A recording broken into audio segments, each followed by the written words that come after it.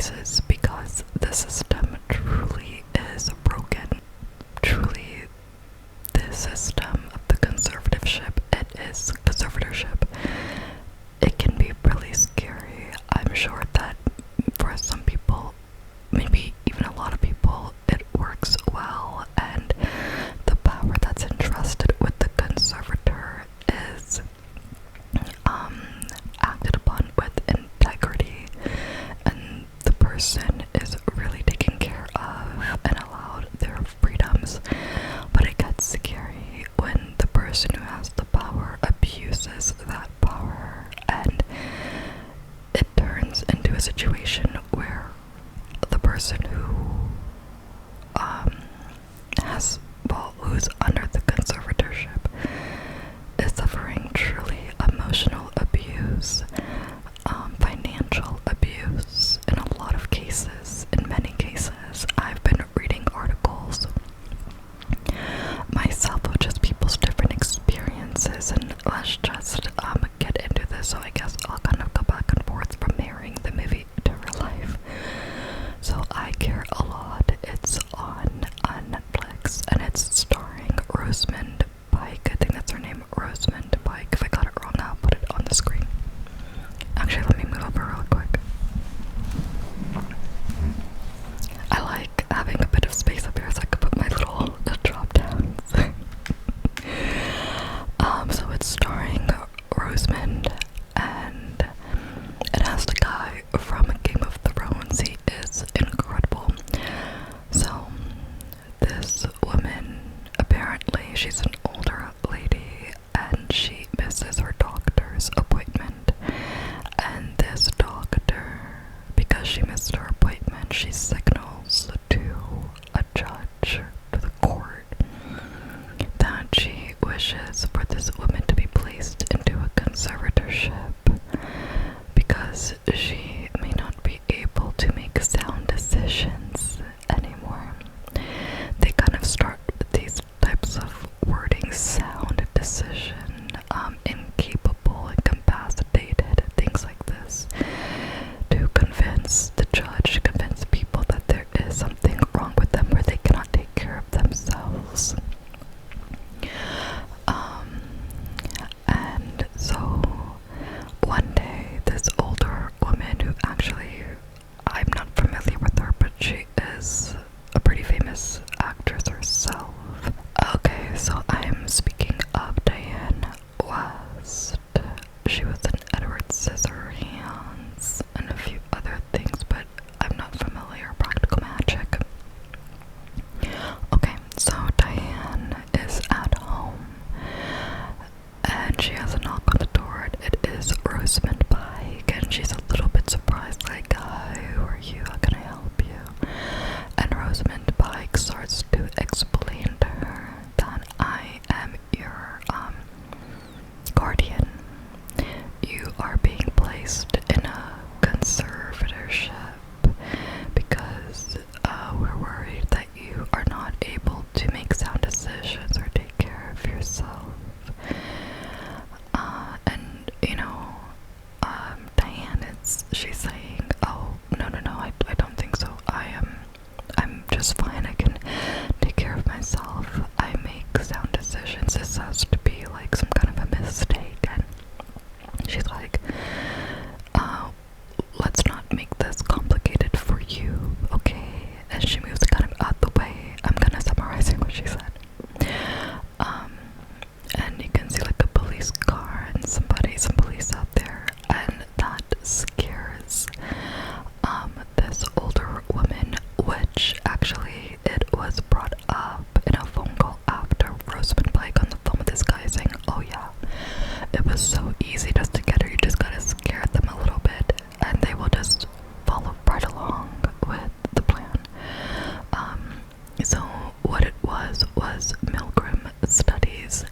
So let me just tell you what the Milgram study is, or the Milgram experiment. So beginning in 1961, I'm just going to read it here, a series of social psychology experiments were conducted at Yale University by Stanley Milgram, who intended to measure the will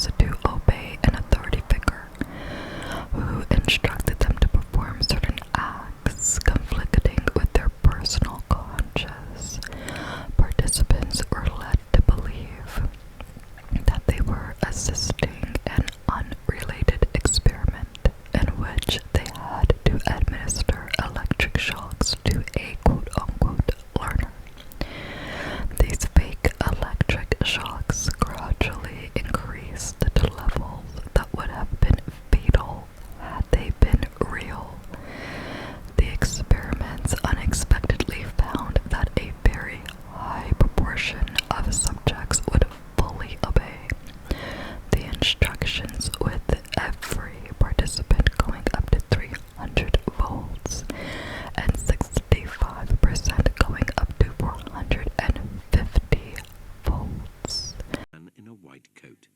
375 volts. I think something's happened to that fellow in there. I don't get no answer. He was hollering with less voltage. Can't you check in and see if he's all right, please? Milgram's findings horrified America. They showed that decent American citizens were as capable of committing acts against their conscience as the Germans had been under the Nazis. And he later discussed his findings in a book called Obedience to Authority. And basically in this film, the guy who was on the phone with Rosamund Pike after she got this woman to go to this care facility was saying, you just, once they see the police there, once they feel intimidated and a loss of control and like, oh no, I'm in trouble, I have to follow the rules, they just go right along. There is no fight, there is no questioning. And that really shook me in the beginning. So then we see that she is taken to this facility where this, you know, she's welcomed with smiles and a pill. And this is important because even in the case of Britney Spears, Wendy Williams, and other people in conservatorships, if they are taken away from their home or just kept somewhere for some reason, they are immediately given medication. They have no idea what the pill is. They have no idea what it does, the effects it has on you. Britney Spears, when she spoke of her experience in her conservatorship, it's a prison, because I can call it that, it's like a prison. She said that they gave her lithium, which made her feel drunk. In Wendy Williams' case, they give her pills every day, and she does not take them. She has no idea what they do. It's not explained. She's like, oh, here you go. So they give this woman, when she walks in, these pills, and it's just kind of like, oh, welcome.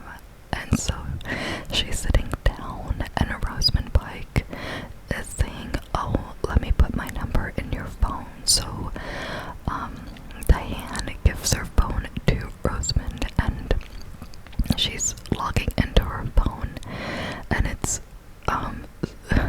her password is 11111, like a bunch of ones. Anyway, she takes her phone, does something to it, and takes it away. This is another thing that they do, take away your ability to communicate freely with anybody in your life, or anybody, period.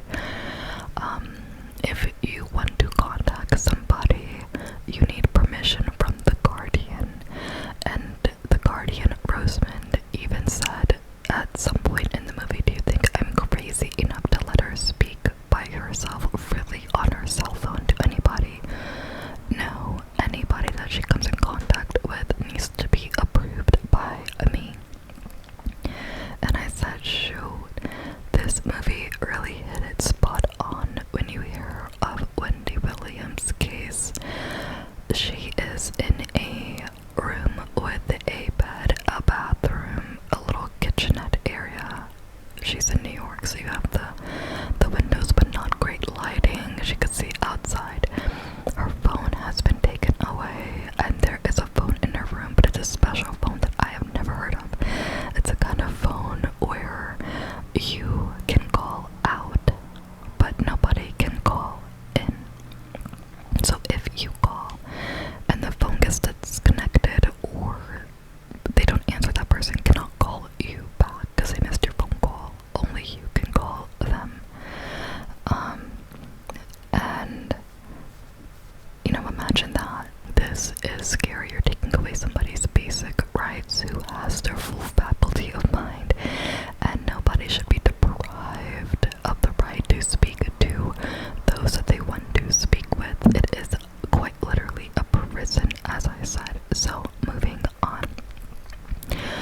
Now we see that her son comes into the picture. Now this is the guy from the Game of Thrones, which I have never fully watched through. I think I started watching at season 3.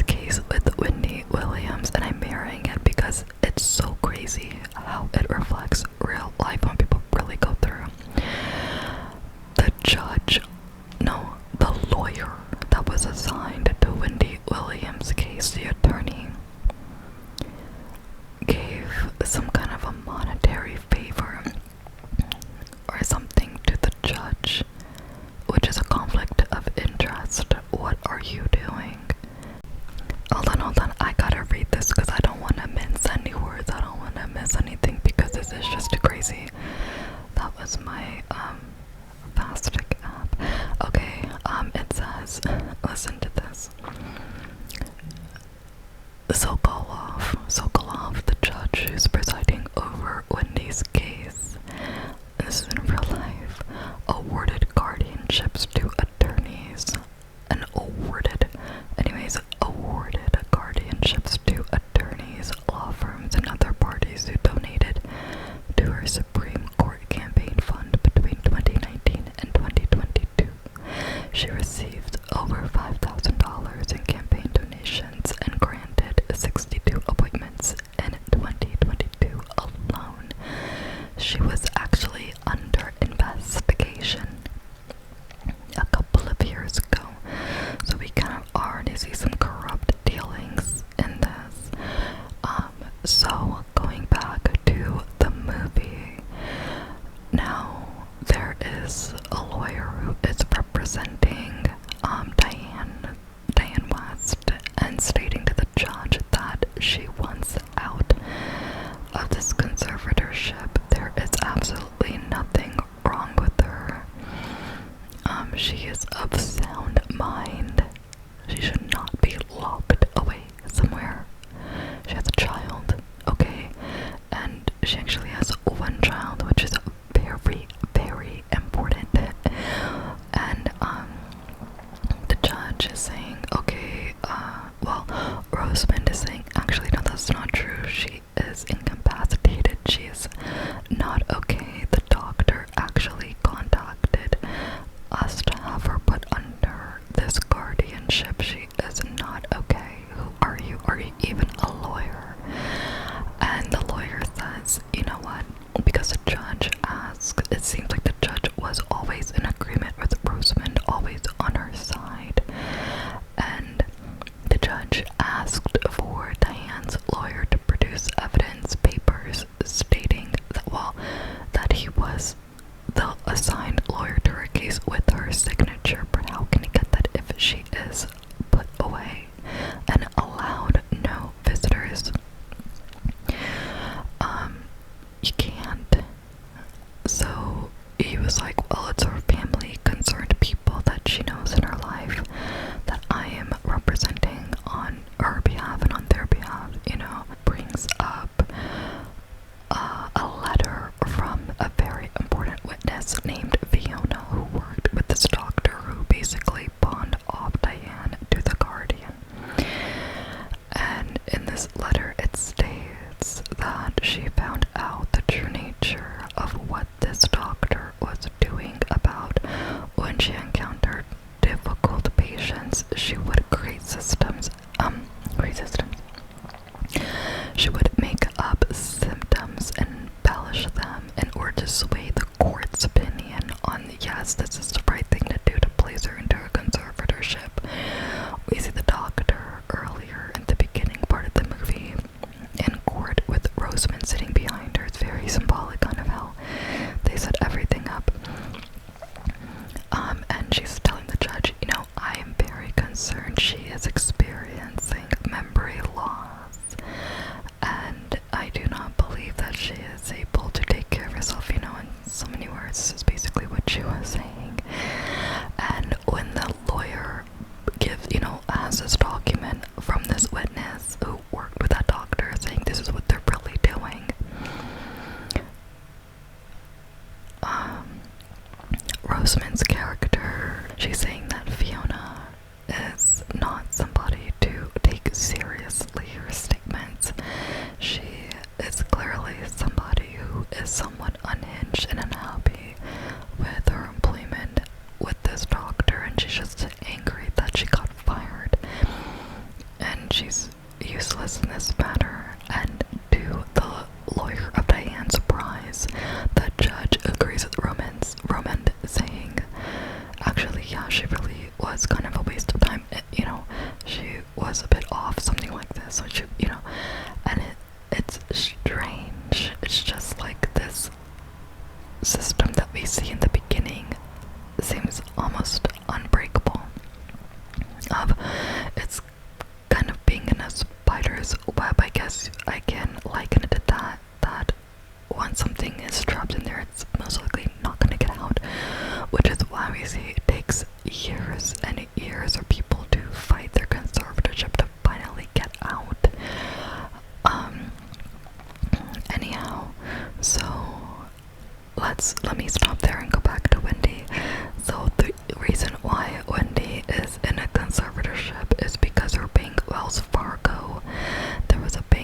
she was with, and she fired this banker, and it seemed that it was of retaliatory nature, that the bank then got concerned over the fact that maybe she didn't know how to handle her funds, because there were sums of money going out. Mind you, she's a multi-millionaire. What she chooses to purchase or spend her money on is her personal decision. What the heck does a bank have to do with that, okay? You are a holder of the money, not the police who says you're spending too much. How many multimillionaires spend all of their money and drove themselves into bankruptcy? Did they all get put under a conservatorship? I don't know. So, anyhow, then Wells Fargo went to the courts and asked for a conservatorship over Wendy because they were concerned that she wasn't able to take care of herself, make financially sound decisions. She has one son, and I'll come back to this later, why I keep pointing that out. And they saw that the son had access to her bank account as well, which is totally fine. He was in university. She brought him a really nice car, which he could, and he used some money from her account as he could. And they were saying even the son has been spending money, and the son is defending himself, saying, I'm not taking money that I wasn't given permission for. My mom knows about every purchase that I made. Anyways, they shut down. They froze her assets.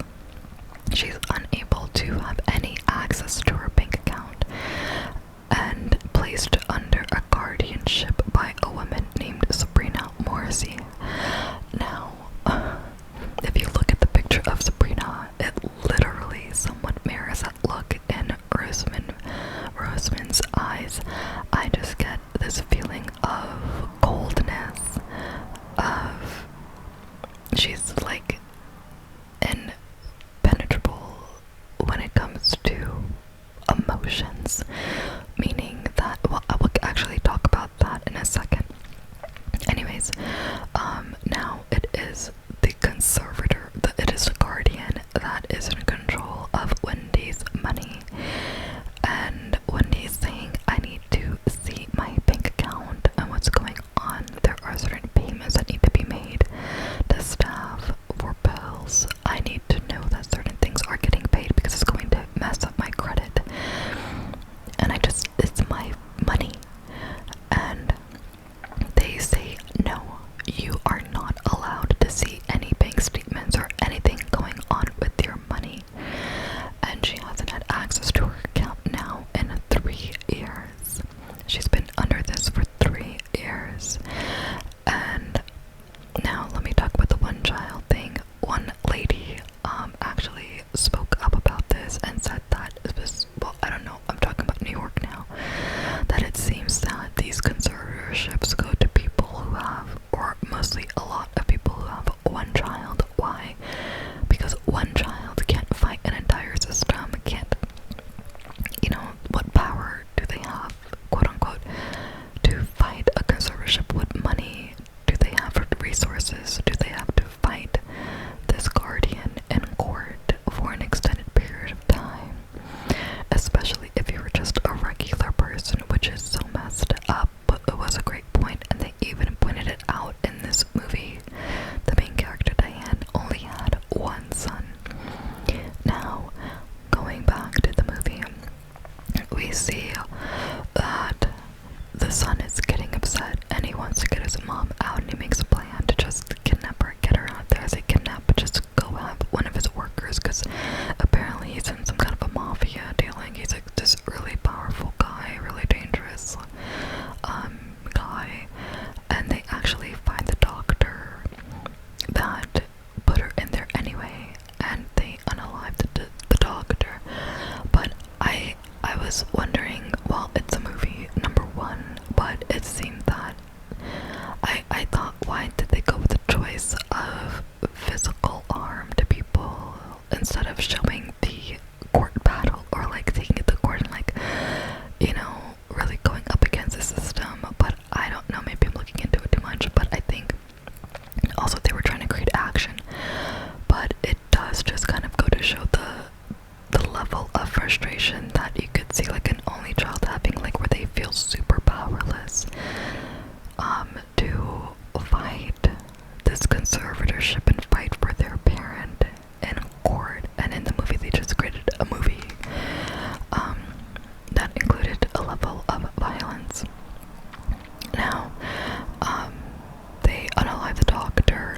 Rosamund sees this and it shakes her a little bit like, oh no, who is this woman that I have under my care?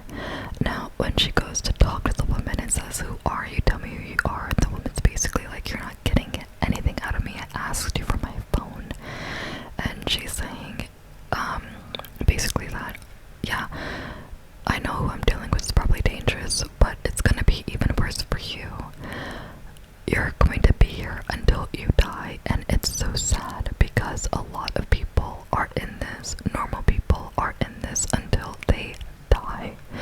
And we're talking elderly people, and I'm specifically talking about people who are of sound mind. I know that there are people that deal with schizophrenia or different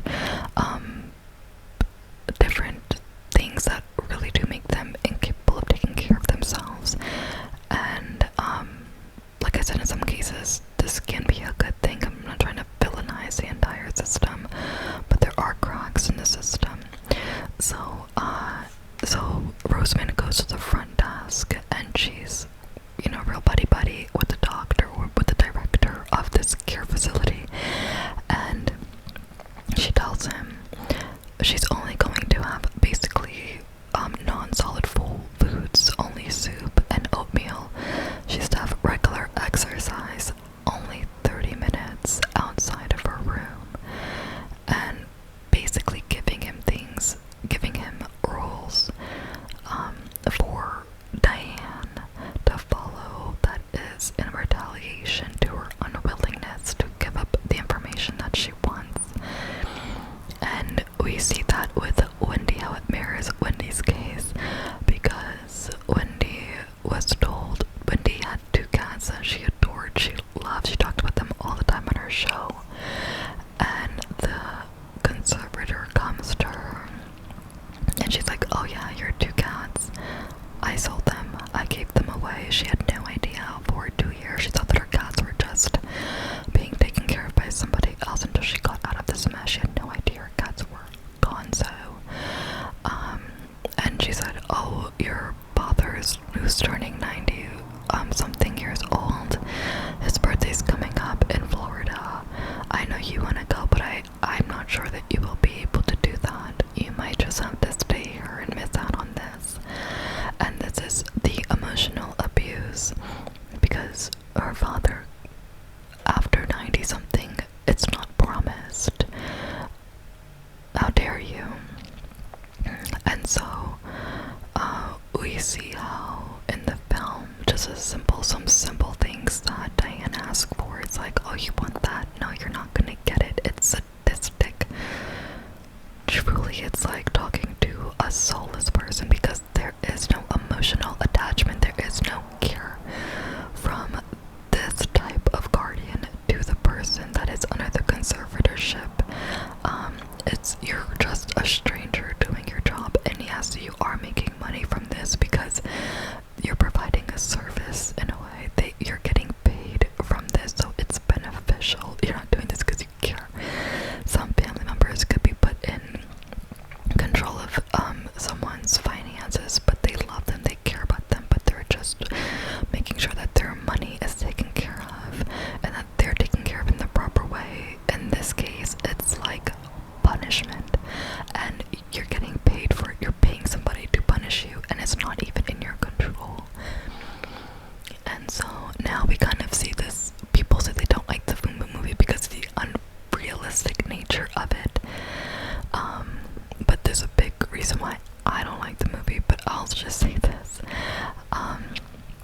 We kind of see this thing where Rosamund is kidnapped, and they put some kind of liquid, like in a tube, like through her nose that makes her pass out, puts her in a car, drives it full down speed by itself until it goes off of a cliff into the water, which typically that person would not be alive anymore. But in Rosamund's case, because it's a movie, I think it was a French movie, she would have not been alive anymore because they're so realistic in their movies, I think. But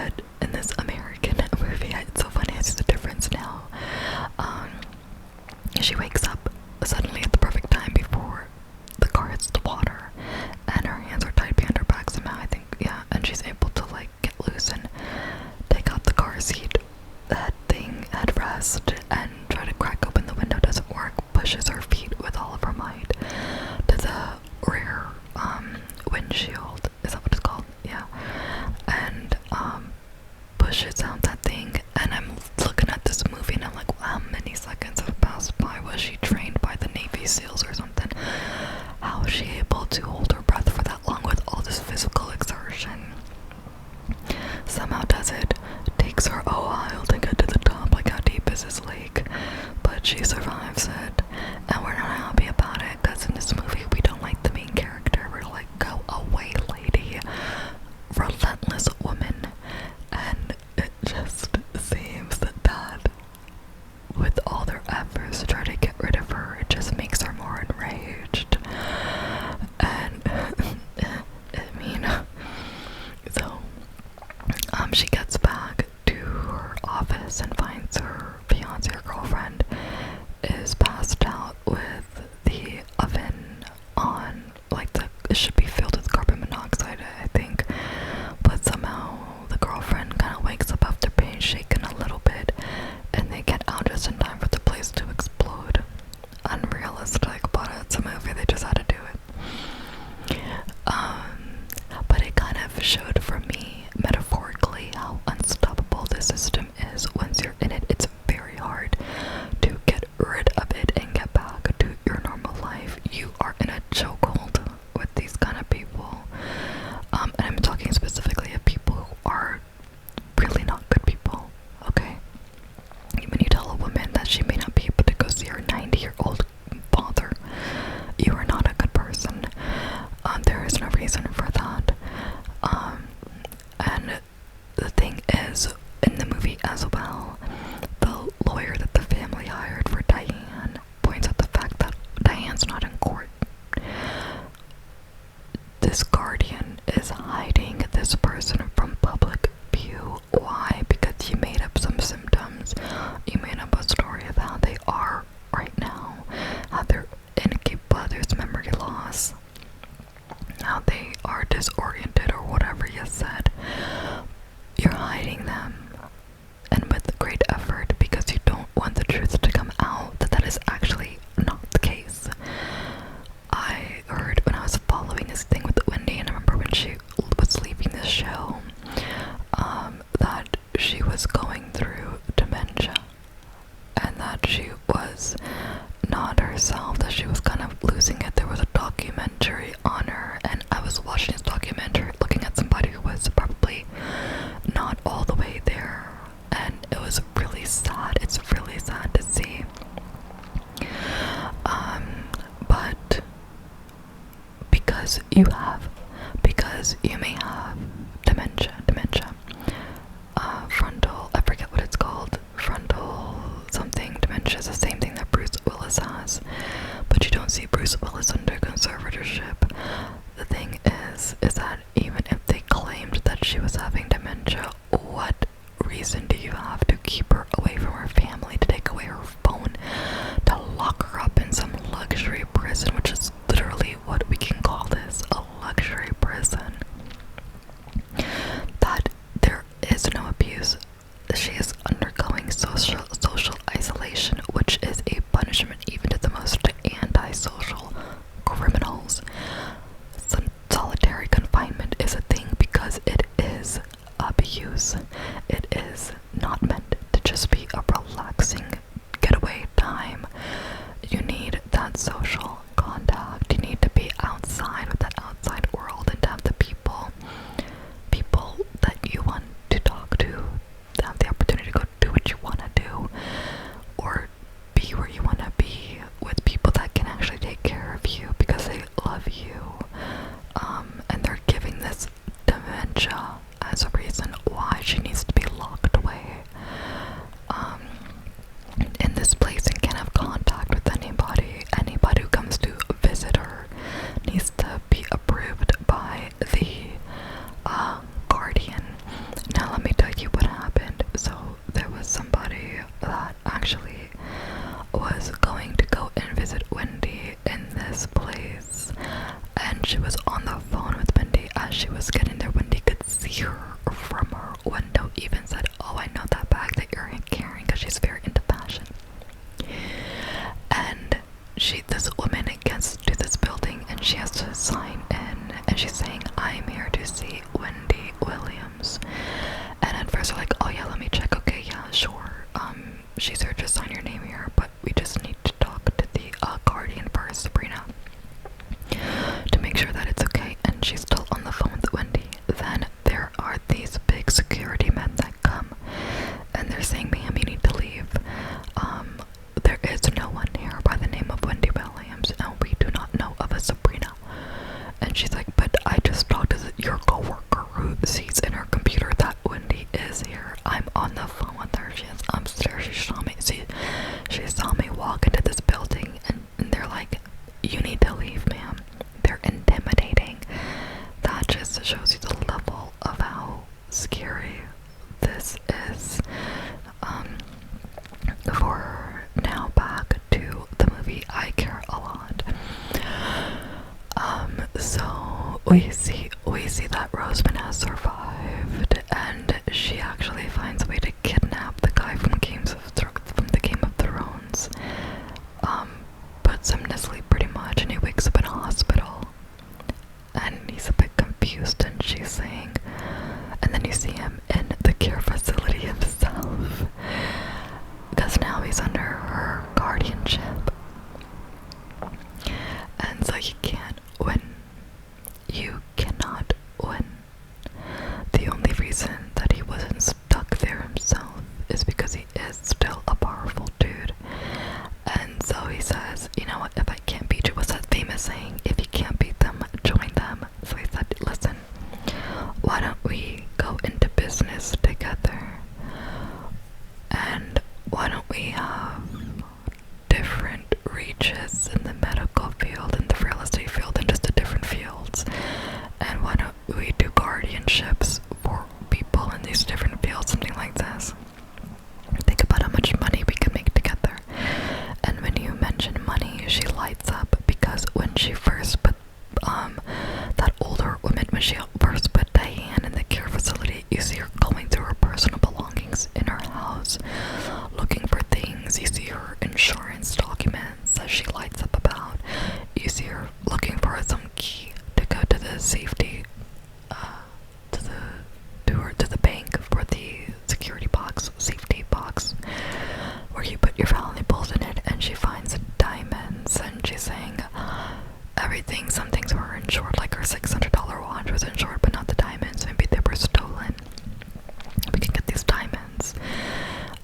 And so you just see how money hungry this woman is. And people kind of kept asking, like, what money does what money does a guardian get out of this? It is a business. They do get paid from taking care of people like this. I can't even say taken care of. In certain cases, we're talking about bad people here. And so when she says, oh, I see the vision, this could be a huge thing. And then next we see her on Forbes. We see her on different magazines, different talk shows about how she really is doing her best to care for all the people under her care in the conservatorships. And it's not an easy thing to do, but you have to make the right decisions for people who are not able to make it for themselves. It's so full of baloney. I don't normally say this, the first time full of baloney. I never say that. But anyways, going back to the beginning of the movie, we see this man who is so upset because he's in court. He's an only child again. He's fighting for the right to be able to see his mother and hopefully get her out of this conservatorship from under Rosamund's control. And it's like hitting your hand against a thick wall of glass or something, like it's never gonna break. And he loses in court, and the mom is stuck in this conservatorship away. He's not able to see his mom at all. And at the end of the movie, we just see how angry he is, and now Rosamund speaks to him, making him feel so small. And in the end of the movie, she comes out after being on TV and her success, and now she's a multi-millionaire and married and living the high life off of these people's lives, literally. She's like bloodsucker. And we see her come out, and that same guy from the beginning of the movie was pissed off fighting to see his mom, said, hey, she died. And she's like about to be like, okay, can you go away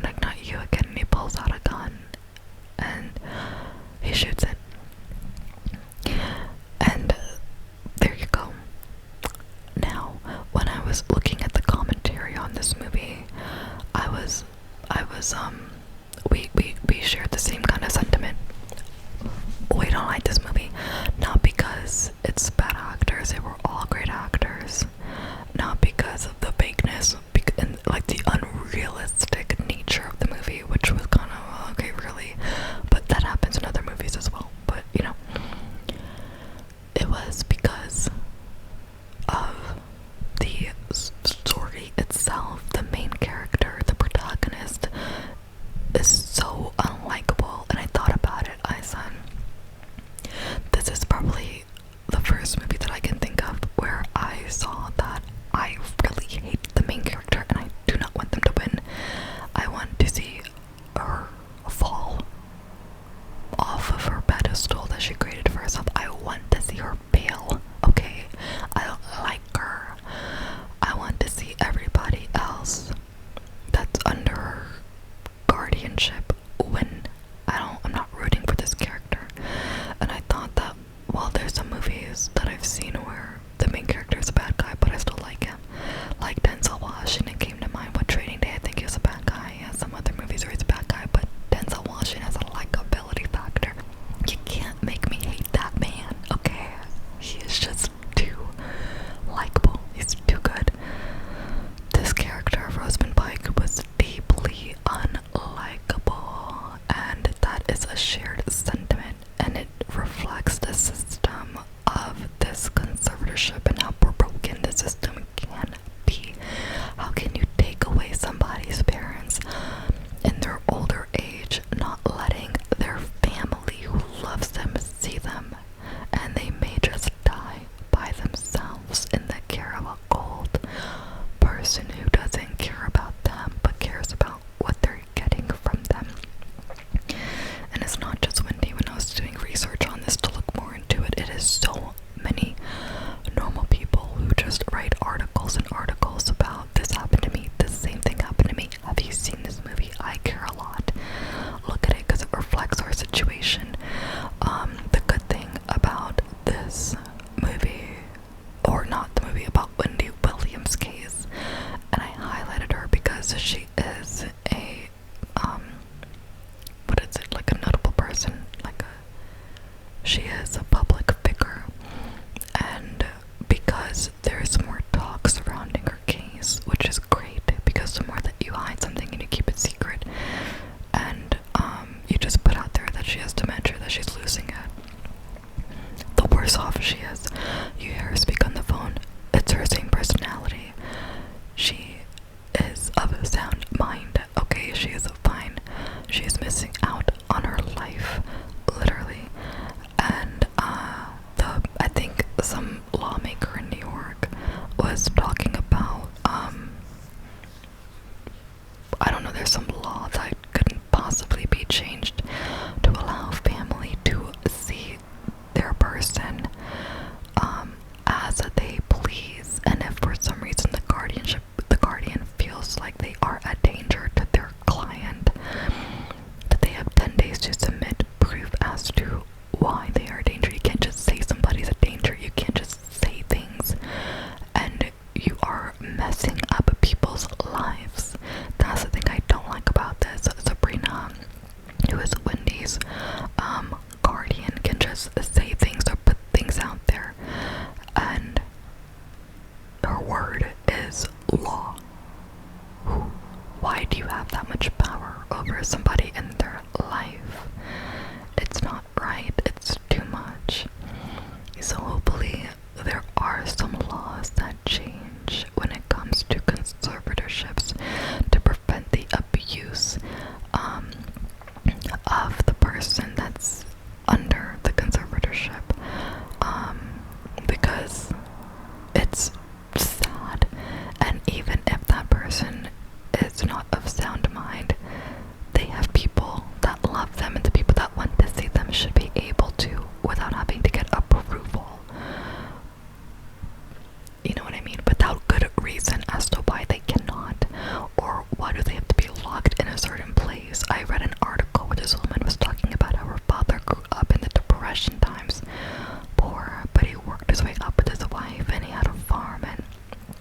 land, and he was able to become a millionaire, multi-millionaire. You know, America, it was truly the American dream for him to be able to work his way up in that sense. And he had about 6 brothers, I believe, who lived. I forgot which part of America they were from, but he was moved out by this guardian to, I think it was Arizona,